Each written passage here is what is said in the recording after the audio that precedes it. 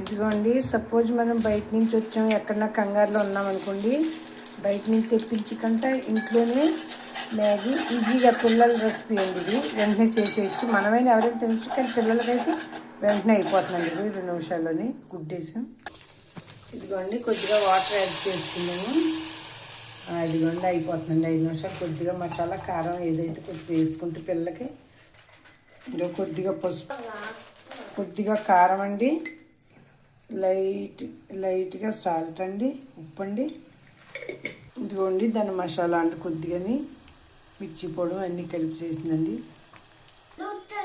ఇదిగోండి, ఇరిసేసుకోవచ్చు, లేదు పెద్దోళ్ళు అయితే బాగా పొడవుగా తినాలనుకున్నారు, అలా తినొచ్చండి, ఇలాగా తినొచ్చండి. చిన్నోడు కదండి, అది ఇరిసేసామండి. ఇదిగోండి,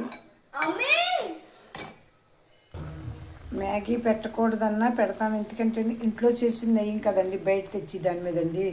అది చాలా ఇష్టం అండి. అది ఇక్కడే కూర్చుని ఉన్నాడు కాపలా అండి, ఎవరు తినేస్తారా అని చంపేస్తున్నారు. ఇదిగోండి, పిల్లలకి ఇంట్లో చేసుకుంటాం రెడీమేడ్గా 2 నిమిషాలు. ఇదిగోండి, ఇంకా ఉంచేస్తానండి. సూపీగానే ఇష్టం మా ఊడికి, అందుకని ఇలా కట్టేస్తాను. మీకు పిల్లలకి ఒకవేళ వాటర్ తక్కువ ఉండాలి అంటే ఇంకా దగ్గర అయ్యేంత వరకు ఉంచుకోవచ్చు.